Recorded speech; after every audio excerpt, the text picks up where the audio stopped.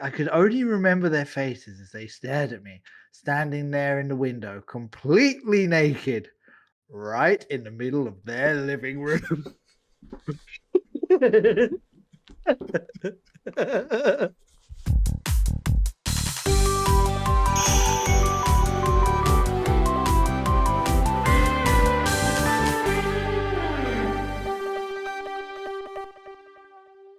Welcome to Book Club! Except instead of books, it's games. Oh, and instead of a club, there's us two.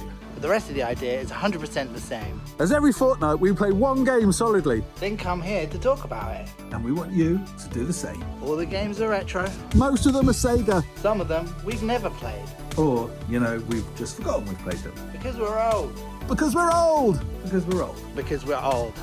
The Book Club has one central theme. We play retro games for their quality. Games that deserve to still be played. There are some bonus old man memories to be had. But you don't need nostalgia if the game is awesome. We're going to prove it. In the Book Club.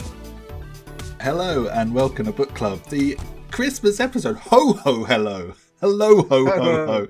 There we go. Nearly happy Christmas. I mean, it's, we're that far into the festive season, we're allowed to say it. I hope you've all been enjoying playing Christmas nights, and that you've been having a whale of a time preparing for what is undoubtedly the most exciting day of the year, the release of this podcast. Oh, it's so good. Anyway, hello. I'm Bedgel, and this is... I'm Dibs Ahoy. Howdy. Dibs Ahoy. Howdy to you. Are you good? Are you hyped? Have you got the Christmas feels? You know what? I do have the Christmas feels, actually. I might be turning to the Grinch by the end of the episode, but we'll see how things pan out.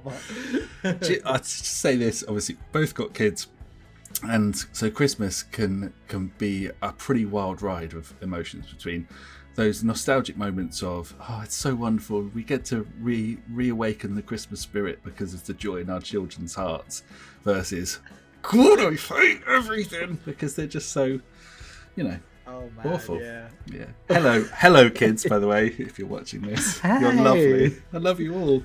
So, of course. Let's tell them and the viewers and the listeners what are we playing today, or what have we been playing to talk about.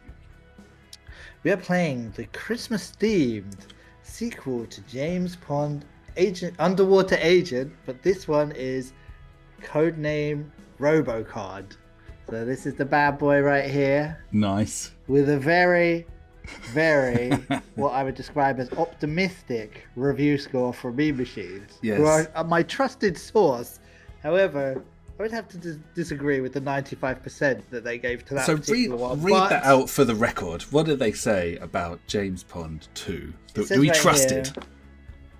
The best Mega Drive platform game yet. 95%. Meme Machines, December 91. Wow. So, It's make of that what you will. I usually would defend Meme Machines till the ends of the earth. However, that one I was very confused about. And now, giving nothing away, you may guess on our views of this particular game, but that will be telling. We won't start there. I think we'll start with just, why are we playing it? Why has this game come up out of the blue for this episode? Well, basically, some schmuck called Bedgel suggested it, I believe. No, I'm kidding. So we were after a few Christmas-themed bad boys, and this was one of the ones that came up. So, yeah, we kind of had a go of it. And I will say the Christmas elements were quite nice in this game, I found, when I encountered them. Yeah, but, you do. It's nice playing it around the Christmas season, because obviously it's snowy, you've got Santa's grotto, you've got presents and toys and all that kind of chirpy stuff, so it's got a bit of the vibe, and nice feel, and of course desperation, because after you've done Christmas nights, as anyone who's done YouTube Christmas themed episodes will know, you're very quickly scraping a very small barrel. Yeah. Yeah, it's basically days before Christmas, or well, that's it really, isn't it? It's like, although there was that expansion pack for Lemmings, wasn't there? The Christmassy Lemmings. Oh yeah, Christmas pack, Lemmings on the PC. And there's the odd scene, isn't there? There's the odd scene in games where you can sort of vaguely attribute it to Christmas. No, but these guys were brave. They went all in. They're like, this is Christmas, like the whole shebang. Yeah. It's like, and I do have a theory why they did it, because Christmas makes things look pretty. And I suppose one of the things about this game that's often said is how pretty it is and how beautiful and the graphics are, and we'll get into more depth on that. But snow and toys and cuddly things lends itself to that Amiga graphic style, doesn't it? So, you know, I think so. Yeah, maybe that was a bit. Yeah, I mean, like, you know, like Zool kind of went that route, didn't it? Yeah, and stuff. It was like, you know, they had a lot of presents and like sweeties looking stuff like this with their Chupa Chup stuff, and like there was a lot of product placement in this one, wasn't there? It was the penguins was the main thing. And, well, really, and I thought. So I was going to say, weirdly, my girlfriend's like, as a ritual for the last kind of couple of months, where every night we'll have a cup of tea and a penguin. And oh my god, as I've said that, I realise how boring our life sounds, but that is what we do. And wait, hold up. Do you do that thing where you bite the two ends off of the penguin and then suck it through like a straw? Well, I know what you mean. Originally sold to me as the Tim Tam thing, because I don't know if you know, but is that where it came from? Right. Because like in Australia they have Tim Tams, which are basically penguins, but like they're sorry if that not, but they're called Tim Tams. But it is great, that thing. If you've never done it, I do it every time. We'll make this a chapter of this video. Not that we're scrabbling around for content or anything, but if you want to do it, get a penguin or a Tim Tam. Opposite diagonal corners, right? I mean, correct me if you do this differently. I do it differently. Go on. Opposite diagonal corners. Put one open corner into the tea. You have to let it go a little bit off the boil, because boiling hot tea is quite something for this. Like, suck it through gradually until you can feel that the penguin has filled up with tea. Yeah. Leave it for a bit so that it melts the inside, and then shove the thing in your mouth and. Okay. You know what? I never did it on the corners. I literally like bit a straight top off of the top and a straight bit off of the bottom. Yeah. And then just like put it in my mouth, suck it right through so it comes right the way till you can start tasting, feeling the warmth and tasting the tea. Yeah. And you pop it straight in there, and it kind of like just dissolves in your mouth, kind of thing. Nice. And it's like I can't not do it now. It's like if there's a penguin, I'm having a cup of tea and I'm doing the thing. So. I'm gonna have to do it tomorrow now. We haven't done it in this whole episode of our lives where we're religiously eating penguins every night. But I think that's adventurous, because if you snip the whole top off, you're getting a lot of tea. The corner to corner gives you a bit of control.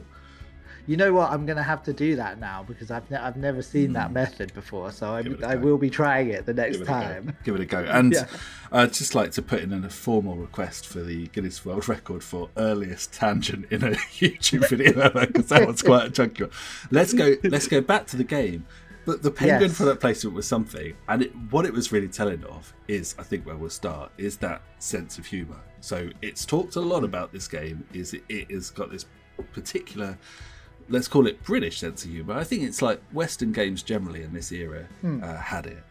But it's sort of symptomatic of where this came from. And I guess what you'd say for that is this is very much, despite the fact we're talking about the Mega Drive game, this was originally an Amiga game. And it is very much part of that home computer scene that we had. It feels very Amiga-y. Very Amiga-y, very home scene-y. Yeah. You know, go back further, and I suppose this same kind of quirky humour, or some of the graphic stylings as well, you could thread it back before Amiga onto the Commodore and onto the Amstrad and Spectrum and stuff. You know, quirky humour was a bit of the way they got around the fact that graphics were terrible.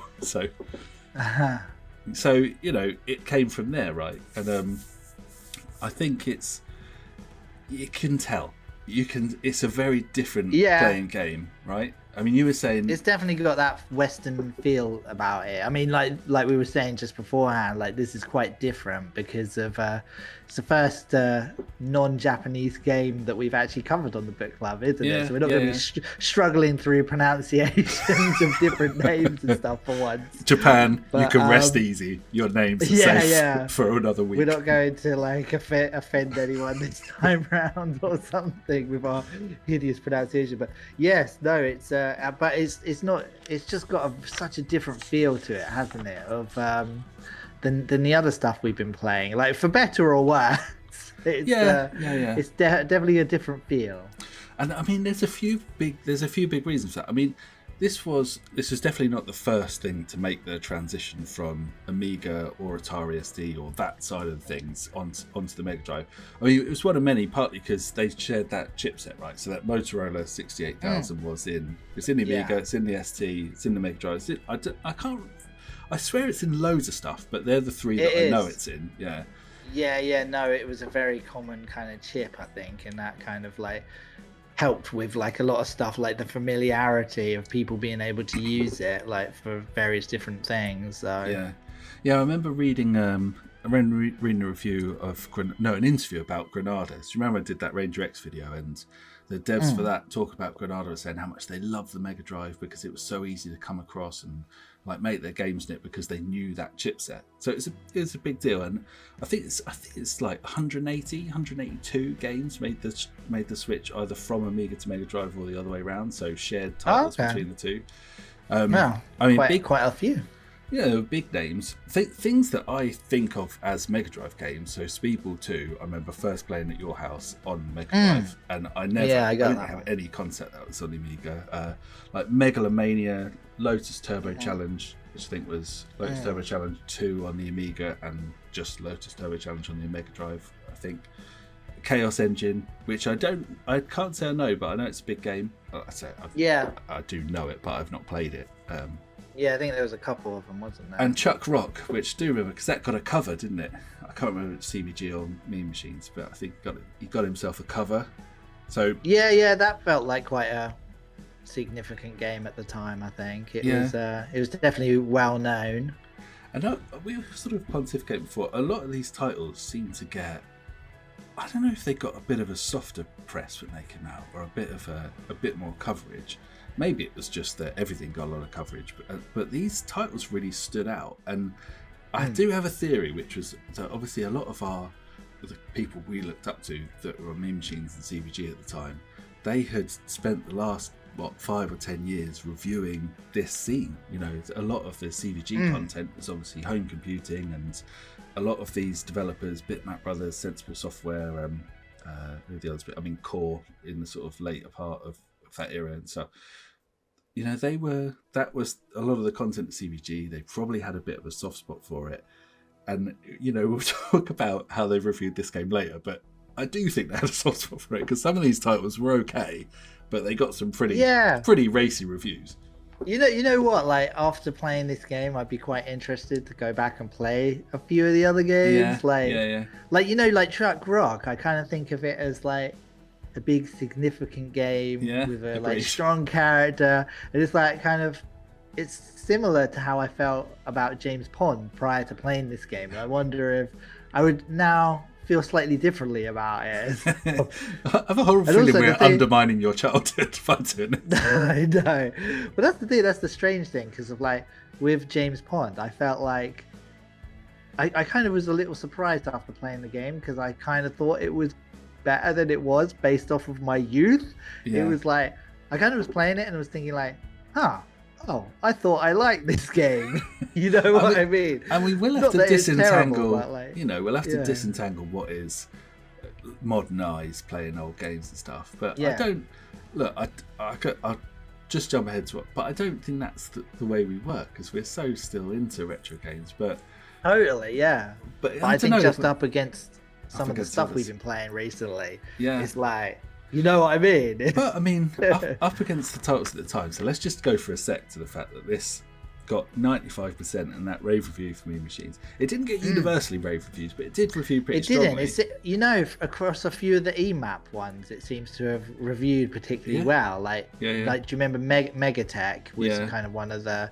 I think it was Mean Machines, because it had Tom Guys in it, working for them, who was from one of the Mean Machines or CBG kind of crowd and stuff, and they gave it like 85%. So it was all kind of on the top end, and like good enough to get on your shopping list. That 85 and plus would have been of interest.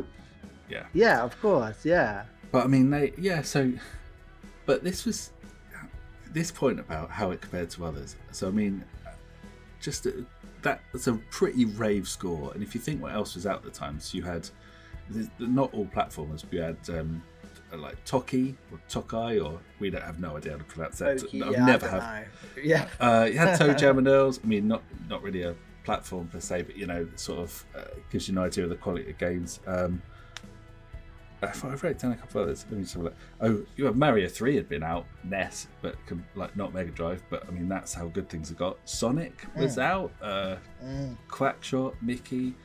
I mean, A lot of games. You had a lot of solid alternatives and a lot of things to compare it to. So 95 was a pretty chunky score. just gotta say that. I'm surprised. I mean, like, I was looking it up like prior to seeing it actually written on the box, and I saw some dude like had transcribed like a portion of Meme Machines, and like on his blog, and like the scores were like so.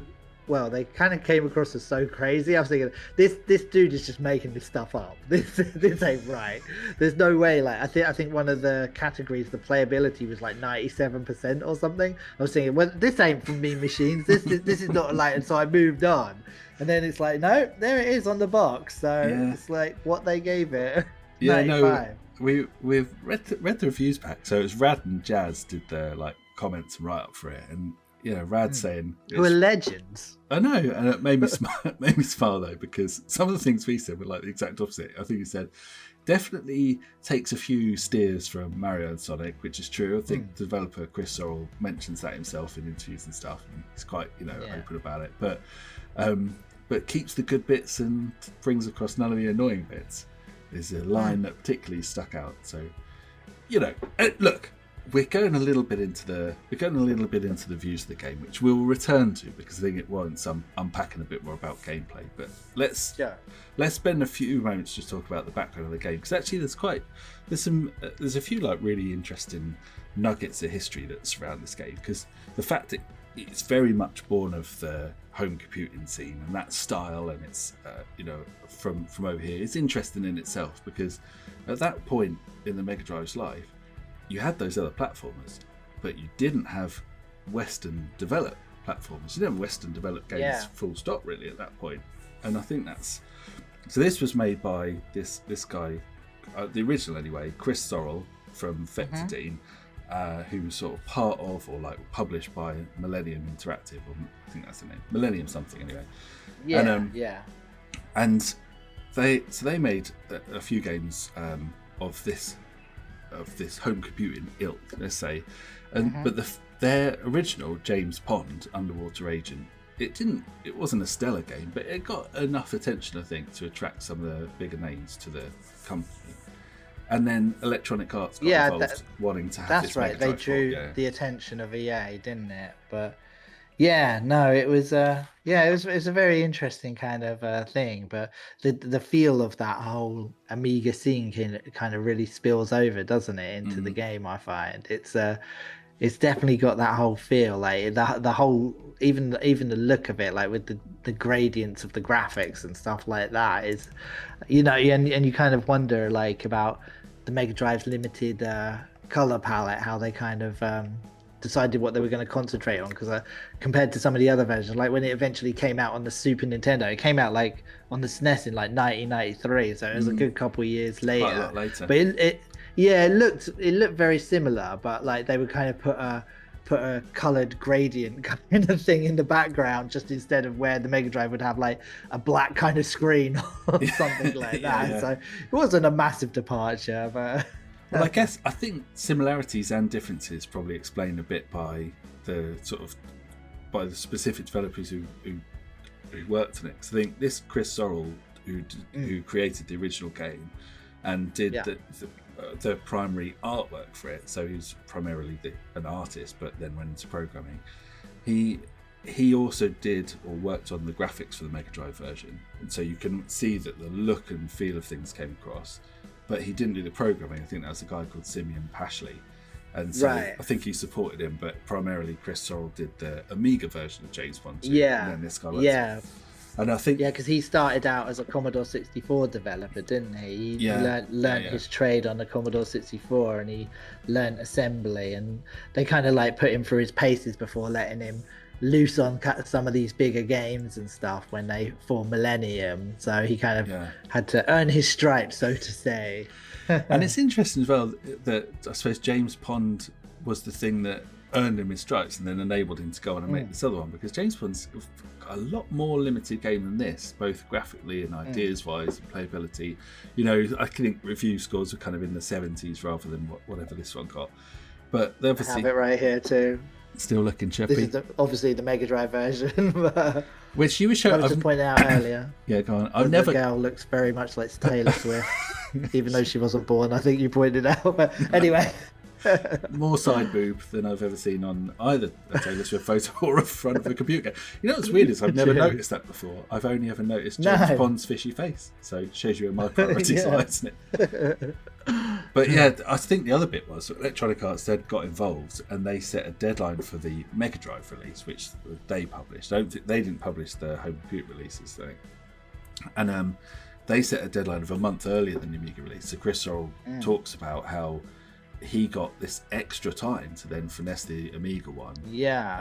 And he says, you know, he did put these parallax backgrounds in and extra work on the sprites and colours and stuff. So I think Mega Drive one does look great. You know, I do think. Yeah, I think it looks. I mean, it definitely pretty. Like is a nice looking game. Yeah, because actually I saw the Mega Drive version was published by EA. The Amiga version was published by Millennium, and then the Atari ST version was published by US Gold, and they were the three initial versions that came out, and then it like later came out on everything. We were like detailing, weren't we? That it was going through like Nintendo DS up to 2005, PS2 2006, PSN. Apparently there was a version 2009. There was the Switch version 2019. I never saw that one, but no. And it was quite interesting. You also saw because Chris Sorrell did try to get a Kickstarter going, didn't he, to make a much today one. I think it was like 2018 or sort of a few years ago anyway. And I think they were looking to get 100,000 to get the game started, but they only got 16 grand in the end with 336 backers. So that was kind of the end of that. Although actually, did you see there was a fourth James Pond game called James Pond and the Deathly Shallows that came out on mobile? A different developer, right? I think it was like the license. Oh, was it? Okay. I think the license had moved on to someone else, and interesting. Apparently, okay. I didn't get into the detail of this. I just read, but it sounds like the licensing of this game has become an absolute minefield, which possibly was one of the reasons why they struggled with the Kickstarter. I think it's the bits they had the rights to do maybe are quite limited. I'm not sure. I don't know the detail. Yeah. It's just all over the show. I mean, it came out on the Acorn Archimedes, sorry. And was there a Commodore 64 version as well? Yeah, I read that. Like, I never saw it, but I read it. I gotta look that out. I gotta watch that. Can you just have a quick side note that if you're ever going to buy a computer, I mean, you see something like the Super Nintendo Entertainment System, the Mega Drive. You know, these are good names. Acorn and Archimedes as two words try and sell you on a computer. Yeah, it's kind of weird, isn't it? It just smacks of, school would buy it, yeah. Well, I was just going to say, like, I do remember enjoying, there was a game called Lander on it that we used to play at, like, lunchtimes. But there would be, like, one person guarding the door because we weren't supposed to be playing it. So if the teacher was coming along, they'd be like, quick, turn it off. And, like, everyone would be trying to switch off of it and that. But actually, like, I diss them because, but, like, we had a room with Acorn Archimedes in them at school. And you only got to go in there when you're in the like higher years in the sixth form, and before you're on all the BBC micros with really crappy like playing Pod or what was that game? Pod? Did you remember Pod Can Jump? A Little Red Blob. We didn't even get to play games. The only thing we got to do, which was actually quite cool, and this was the fun lesson, was that the teacher would stand at the front and he'd program in BASIC into these commands to this little robotic turtle that would be on the floor. Did you have one of those? Oh, and the turtle had like a felt tip pen and you could like draw on this massive thing. Oh man, I mean, it was pretty cool, but that was also not that was a game. Such a thing of the time, wasn't it? Yeah, but the Dark Towers on Look and Read and but the Archimedes did have some actual games in it, and like I do remember being really shamed once because I got it was an Amiga disc, I think. I just got randomly off the front of a magazine, and I took it in and like put it in the machine. And I was like, oh, it won't play. And then, like, they basically explained to me that discs from one machine wouldn't just randomly work in another one. And I was like, Oh, right, okay, yeah. sorry. Appreciate it, didn't know. Although what I should have said was, just to point out, you're the one who's meant to be teaching me about computers. So if I don't know this stuff, shame on you, punk. Yeah, that's on your shoulders, mate. Yeah, eat it. Now listen, tangent number 2 has taken us away from something we must mention, which is like the bit about EA actually unlocked something really interesting. So we mentioned earlier there was just not a lot of Western release games on the Mega Drive, and there's a good reason for that, because licensing and blocks and stuff from Sega Japan, or Sega I suppose you'd say, just meant actually they weren't dishing out the licensing rights. And so EA, like famously, as people will know, had reverse engineered the Genesis and been able to create not only their own cartridges, but also their own dev kit. And so around that time was when they then hooked up with Millennium and like agreed to like publish James Bond 2. And so I forget who it was, Steve Back, I think, this partner in Vectadine of Chris Sorrells, flew to America, got a Macintosh with the dev kit on for the Mega Drive on it, and flew back with it, and it sort of like spelled out like some kind of secret mission. But no one had this, you know, so the fact being, Millennium then became the first European publisher on the Mega Drive with this game. Right. I just thought that's really, I mean, it's a fascinating bit of history, because as you go through the later years of the Mega Drive with Genesis, obviously you do get loads of games from the West, so there's some really good ones, but Yeah.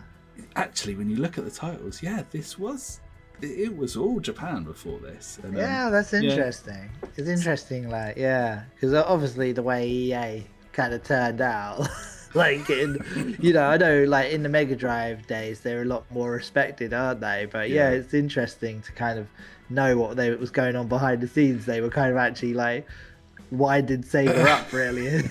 Sega weren't too happy about it, because you kind of think of them as being, a significant part of one of the reasons why the Mega Drive succeeded. They got all these good EA games first and stuff, and really they were kind of doing their own thing. And I mean, the seeds of being punks, I think, is what we're talking about. I mean, you could spell that EA story as them heroically opening up the market, or you could be they were absolute punks taking Sega's IP. How dare they? Well, I think the 16-bit, for me anyway, the 16-bit era was the only time that I have any kind of real good feeling about EA. I actually wrote here, when I wrote EA in my notes, I drew a little picture of a poo next to them. That's it. We've peaked. Yeah. But no, I forget where I heard it, but I think, the story of EA was real brinksmanship, because they did this reverse engineering, and apparently some execs from EA cornered Sega execs at one of the game shows. I don't know if it was like E3 or Tokyo Game Show or whatever it was at that time, and basically took him in a room and said, let us release for your system, or we're going to release our own games. Sega said, try it, you won't be able to, we won't give you the kit. At which point EA whipped out a copy of John Madden that they developed ready, or ported or whatever, onto this using their dev kit, and slapped it in a Genesis, and then played it Sega. At which point, the story goes, Sega then were so wowed by it that they agreed to let them publish.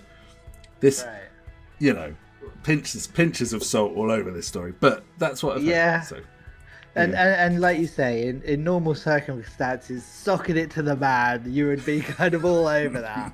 However, when EA, they're like, not only just their terrible games that they went on to produce, but also they intentionally harmed the Dreamcast by refusing to develop for it. Like, in the same breath as saying, like, no console can survive without EA's support, we're not going to make games for the Dreamcast.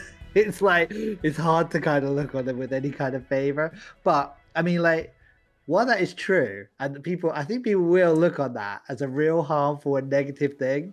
However, for me, there's an element of the Dreamcast is a games console with no EA games on it. How can you get better than that? You know what I mean? It's a safe Thanks for the haven. blessing, EA. Yeah, it's a safe haven. It's just hard to divorce Anyway. their game. I mean, they've made some great games, but that it's hard to divorce them from the punk behaviour. That's the problem, Yeah. isn't it? It's like, and do you know what as well? I just think we also have a different relationship with EA over here, because we did like the sports games, but for us, you had like the NHL games. What was that? The actual EA name? Hockey was EA the Hockey, first version, which I loved. Actually. Yeah, EA Hockey and FIFA, which we weren't massively into football when the first FIFA was coming out, but I did get into FIFA, and it was I remember it was a really good game. And I remember when I first saw it in the screenshots, I was like, "Wow, that looks like really cool and stuff." But they were good then.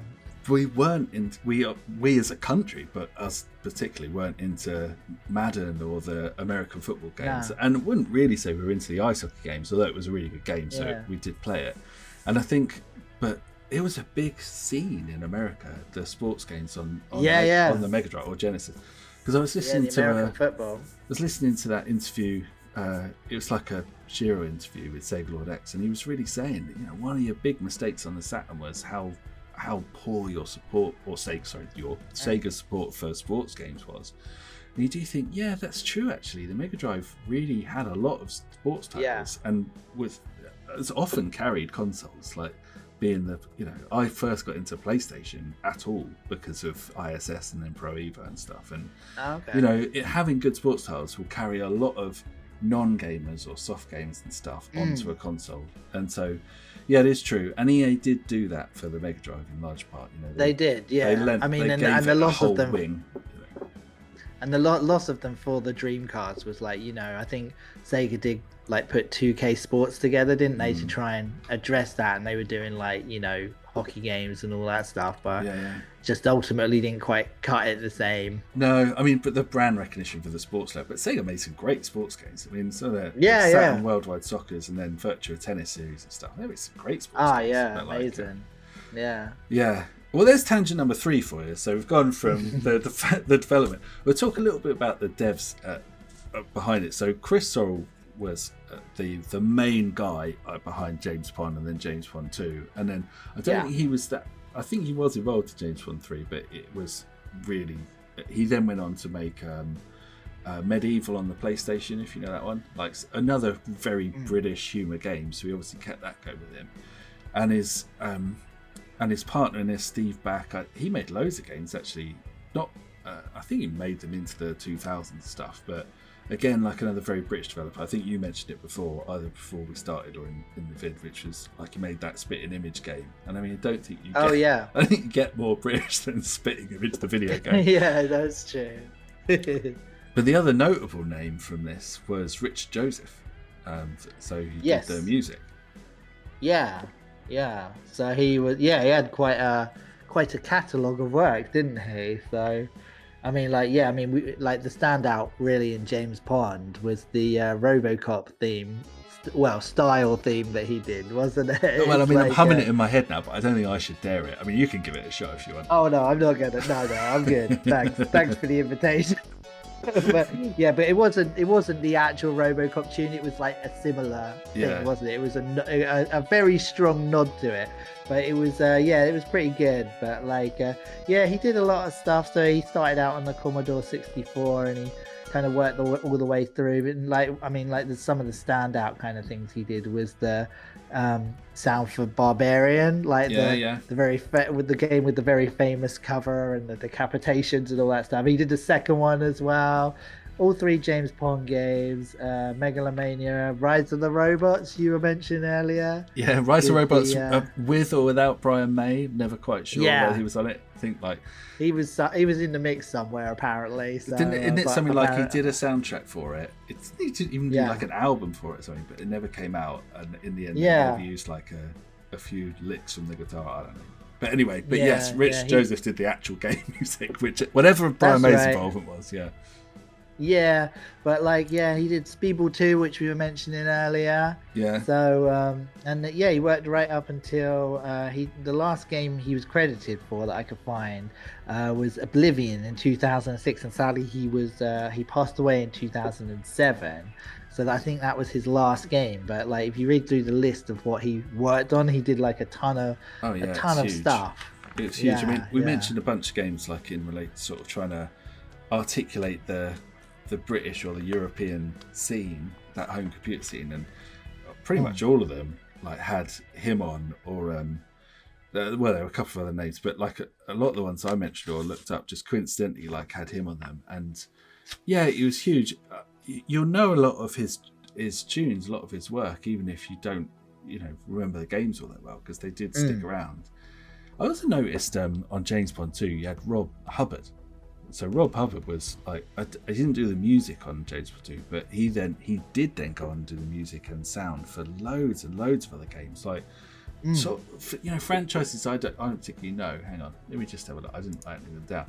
Oh, sorry, I said I don't know, but I don't know him from them. But he's a big name, and he did Madden, he did like Tiger Woods, Soviet Strike, Nuclear Strike, all those games, PGA Tour. Okay. In the EA camp then. Yeah, a lot of games which I don't know the history. Maybe EA drafted him in. Maybe he started there and then went off. I think he was British. Anyway, I don't know a lot about him. I just clocked his name because he was another one in it. But Richard Joseph is the one that really stuck out because he was just so emblematic of that community, and I think that's where this comes from. It's very much feels there. Let's take that back to gameplay, because I would say the gameplay also feels very, very British. When you think a lot of the platformers, some jokey platformers, some normal platformers that came out that British developed, it feels like that. It feels like it's more interesting, kind of looking pretty, looking quirky, having fun ideas than really having good physics, would be fair to say. What do you think? Yeah, it's almost so slick that it's like something's missing. You know what I mean? Yeah. It's like it doesn't have like that X factor. It's like there's no kind of magic with it. It's just very competent. And that's how I would describe it. It's competent. It's like there's nothing really wrong with it, but there's just nothing remarkable about it as well. Yeah. At the same time. Now, I'm going to say something that's really harsh now, but Okay. I don't mean it so harsh. We're just trying to capture the feel, which is very much what you were saying. So, like there's quite a lot of games that people release now on Unity or on Unreal Engine. These are modern platform games where you'll get a semi-competent dev, but those development kits that Unity or Unreal Engine provide essentially enable you to come to it without necessarily having expertise or a real vision of what your game's going to be, and create something that's very pretty. They're a bit empty, and that is a bit how I felt playing this game, because it is good looking, but I just kind of felt like you were running around and it felt a bit pointless. Because like like in Sonic, I think I actually texted you, didn't I? In fact, I might be quoting you saying that, but it was very true. I think I remember texting you like, what's the point of like grabbing all this stuff? And like, it's like, you know what I mean? It's like, I felt like you could run to the end of the level and it's like you get a lower score or whatever. And if it's a score attack thing, then it would kind of make more sense. But I was just sort of like, I could go all around the place and collect up all the junk. Or I could go to the end and get to the next level, and it would kind of not really make a huge difference. It felt like, So it's like, it's not. It doesn't rob you of satisfaction. But I was thinking like in Sonic, right? So any Sonic game, but probably maybe the first one's the best example because it would be more of a peer to this game. But it feels like there's a world that exists, and you as a player go through it. In James Bond 2, it feels like they've very much just put stuff on a map and then you walk around it. It doesn't feel like there's any purpose to you collecting it. Like the enemies in Sonic feel like they're there because they're just hanging around being badniks and that's what they're doing. And when you come along, you interrupt them. These ones feel very much like you can feel the developer's hand kind of saying, well, I know you're going to go here, so I'll put a bad guy there. It just feels too obvious, and it doesn't feel like it's got a... It doesn't feel like the gameplay really has a purpose, and pointless. I think that does come from you, but that is how I felt about it. It was like I didn't hate it. I just stress I didn't hate it. I think maybe I enjoyed it a bit more than you did, which is I suppose, I don't know, I'm going to say rare because I'm quite fussy, but I did enjoy it. It is nice. It is simple. Yeah. It's like, it is fun. It's just, yeah, I'm going to say it again. It's nice enough. Yeah. That's the thing, isn't it? There's nothing like really to hate on it, but I also didn't find there's anything to love about it particularly. It was just Sadly. like, and I did feel like, I suppose the negatives like outweighed the positives for me. Like my negatives list was way bigger. I just heard the rustling of a page. I'm Yeah, guessing I've you're got looking it at a right here. long list. But, imagine I you know, like hang on. unfurling a scroll in the oldie times. Yeah, but no, it was. I mean, but like I say, it's inoffensive enough that I can't really hate it. Yeah. But it's like the word that kept coming back to me was unremarkable. Yeah, And that's the thing about it. It's just, it was like there was nothing good enough for you to really get into and enjoy about it, but there was nothing bad enough for you to really hate about it. And it was just, Yeah. and it kind of just left it in this weird place where it's just kind of there. Yeah. And it was like, being there is good sometimes, but like when you're there too long, you don't want to be there anymore. So, Have you ever like been in a situation where you'd be like round a relative's house and they've got like a really they've got kids, but they're really young kids, and so they've got a computer, but it's a really crap computer, but there's nothing else to do, so you'll play on their really crap computer. Yeah. It felt a bit like that. And my whole mantra doing book club and playing games generally, we've talked about it loads, is like I don't really have rose tinted glasses for retro games. Like I'll play them because I genuinely still want to play them. And this one I felt like it was okay to play it for a bit of nostalgia and a bit of a retro, but I was playing it thinking, I can't see me picking this up again out of joy, out of pleasure. So which is a shame. I would say I'll go back to one thing though. I said about the Unity and Unreal, and it's kind of empty. I think I'm really describing shovelware here, but it's like it's really just kind of empty shells game. I think the big example of that for me was just the game physics, because like you think how perfect a game like Sonic is, or Mario, whatever your game physics preference is, there's such depth and nuance to the way those characters move. Yeah. And James Pond just is it's almost random with how basic and odd the playability is. So he moves a little bit jerkily.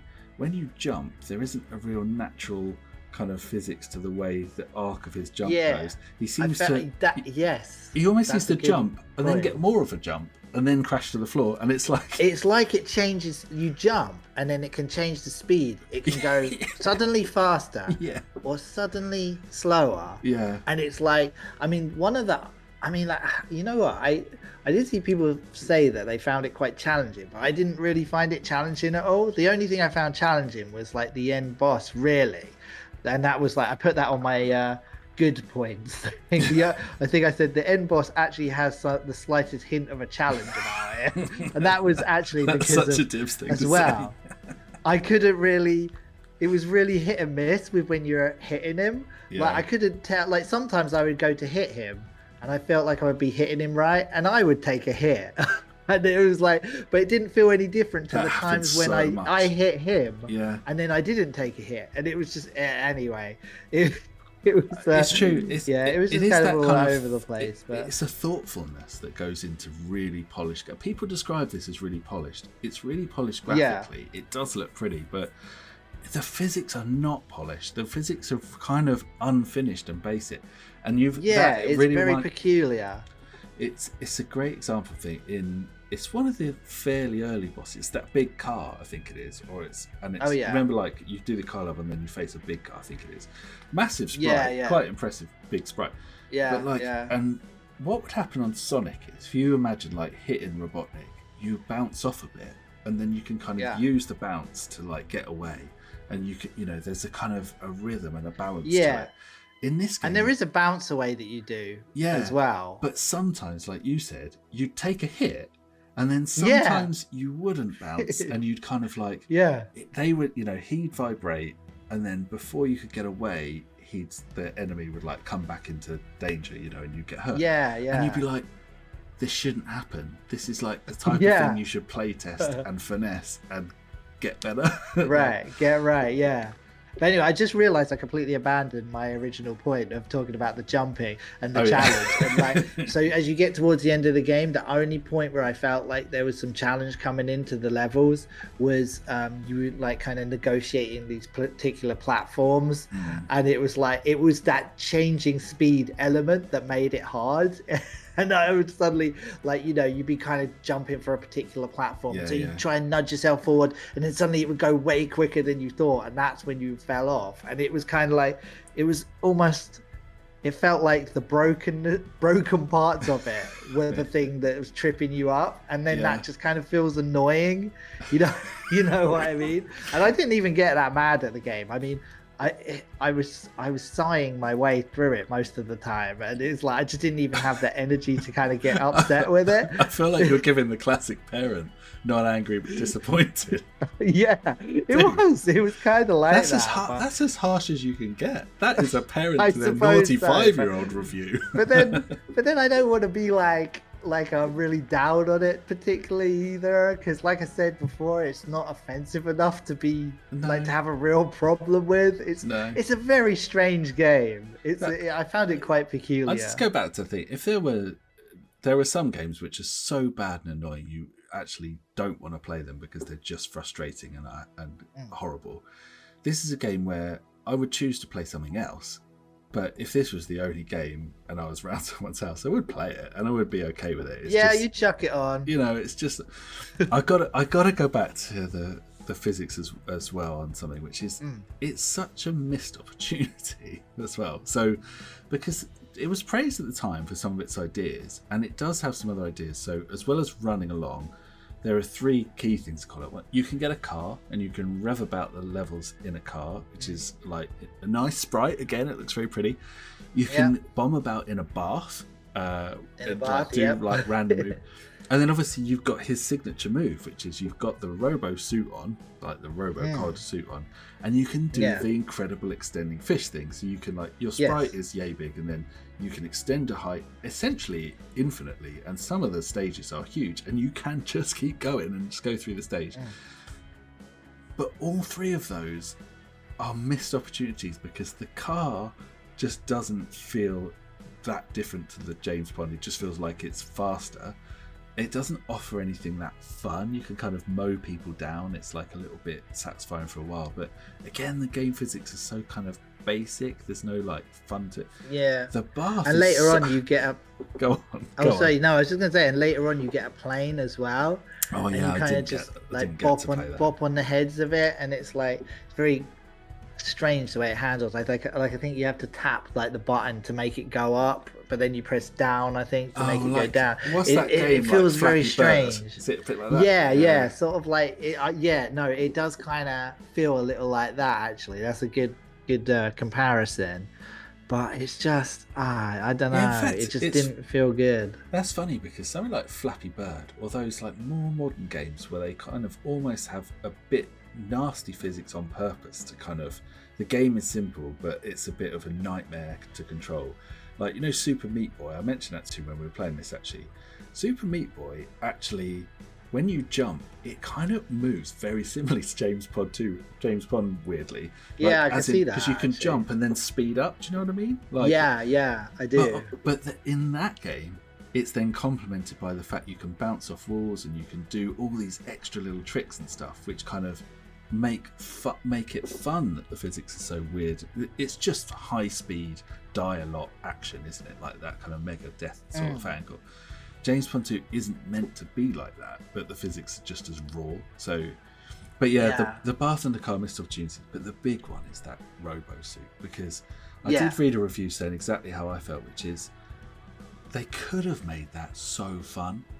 You know, you zoom up to the roof, you can swing off things, you hit the roof, you grab really quickly, you shuffle along really quickly. Remember like Mario and Super Mario World, where you're on like the fences and you're shuffling along and stuff. You know, it's all very immediate. You jump on the fence, you're on the fence, and you like knock on one of those things. Do you know the bit I'm talking about? Like it's in Bowser's that Castle rotates round, then you go on the other side of the fence. It's all, you're on and off very quickly, like it moves really fluidly. In this, when you zoom up to the roof, it zooms up fast enough, but then it takes that a second to latch on, and it's another second before you can move again, and then he shuffles along really slowly, and then when you want to drop down, you have to deliberately stop moving and then drop. It's just so awkward, and you're thinking, this is your key move in the game, but you don't make anything. There's actually even very few portions of the game where you even use it as part of the game. Yeah, like, they needed to make more of it. There was potential with it, and they just kept it at like the absolute basic level, didn't they, really? And it's that was one of the standout things. Like, I just felt like there was more that should have been going on with that particular thing, but it never materialized, did it? But... No. So, I think it's fair to say that we have released many episodes of this now. We're very positive about all the games that we've played. Yeah. But we're open-minded and objective, and I guess we'll just come into it and say, look, if it's fun, it's fun. If it's old and it's fun, so what? A good game is a good game. This one, I won't even say it's about how it's aged. I just think you look at this compared to its peer group, and you just think, actually, this was quite basic and raw.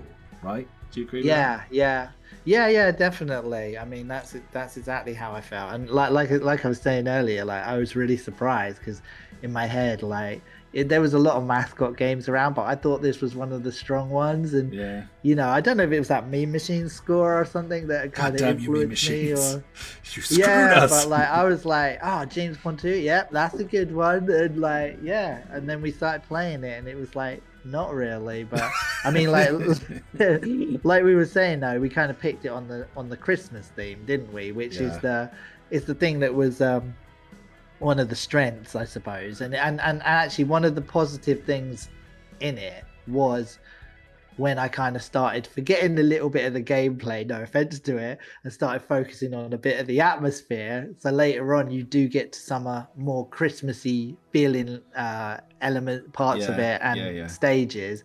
And that's when I kind of let that kind of take over me a little bit, so I could, try and, because I'll be honest, I was looking for something to get into, and I was like, right, this is Christmassy. Let's try and get some of the Christmas spirit kind of thing out of this or something, you know what I mean? And it is there. And look, I'll return to one positive for that, because it is pretty, and the Christmassy decorations or the snowy landscapes and the toys and stuff, that it's nice to look at, and I did enjoy that angle of it. I'm wary of saying this because obviously Richard Joseph had passed off, but there is a couple of good tunes in it. The title music is great. I love that theme. But my God, I even text you this. The main theme that for level after level after level just plays. Intro. Absolutely insane. It wasn't his fault. It's not I'd say. They overused it. That's the thing. And it was even at the point like where I was playing it and my wife turned to me and was like, will you turn that off?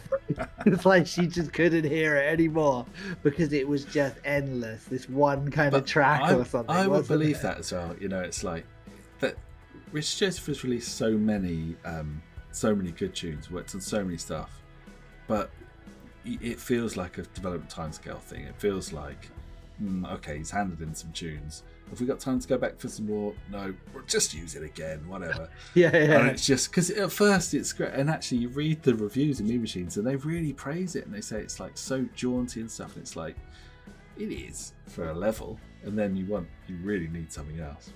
Anyway, look, there's a bit of Christmassy to it.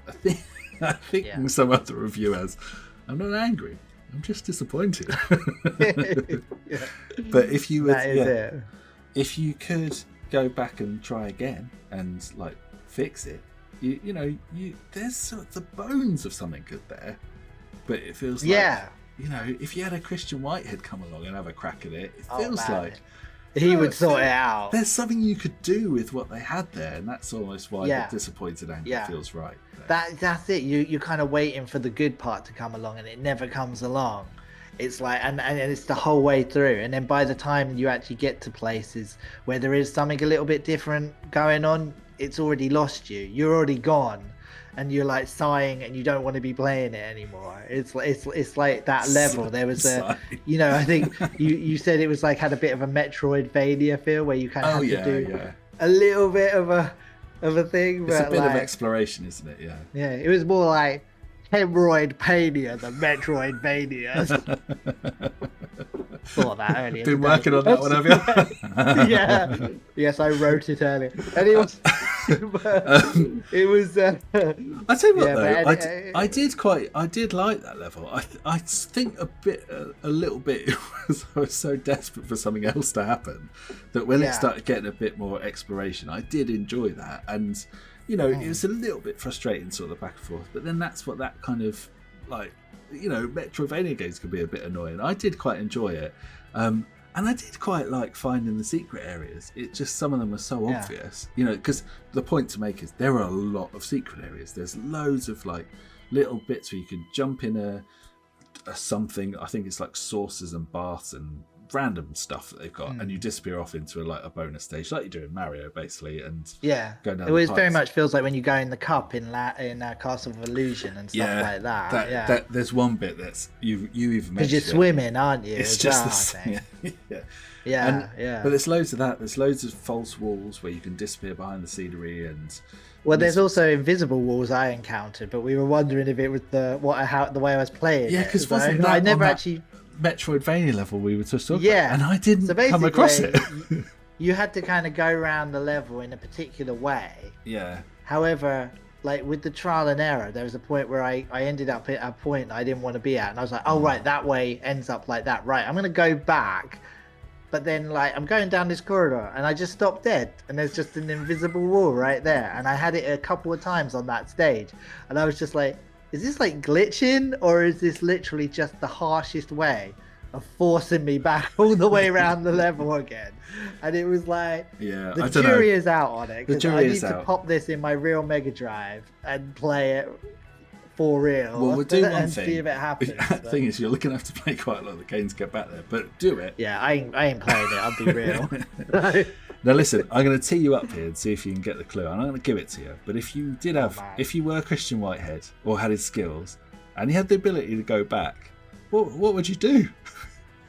See what I'm teeing you up for here?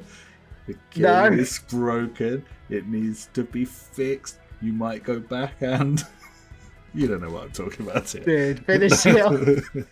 But right, what once went wrong, obviously. Oh no, you throw me because if that's all part of when I say the story. But I think we're too late into the episode. We're too late into it. Yeah.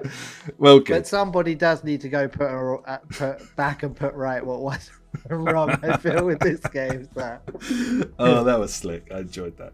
No, listen, I think you trounced in it enough. Like James Pond jumping on the head of a random snake that has no reason for being in a toy factory. I think we've ditched on this one enough. I didn't hate it. I think we're both in the same place. I didn't hate it. I kind of enjoyed it for a bit, but it got frustrating, and it was it's the worst one I think we've played in the book club. Yeah, and I won't be going back to play it again. No. That invisible wall can take care of itself. I ain't going back to find it. It's way too far into the game, and I don't care that much. So, well, I'm happy that we've kind of given it a fair hearing, and I'm glad to revisit it. And I did enjoy going into the history and finding a bit about it. If the game itself didn't sort of fully hold my attention, it was that little nugget about Electronic Arts and this game's role in opening up the West development scene. Yeah, it's a different thing for us. We haven't done a Western game really, so interesting to have a look at. However, if I would say the best thing about having played this game is it has made me even more excited for what we're going to play next, because average as this was, where we're going next is stellar. Do you want to do the reveal? We're going from I was going to say the bottom of the mountain. Let's say we're about halfway up somewhere, but we're going to the mountaintop.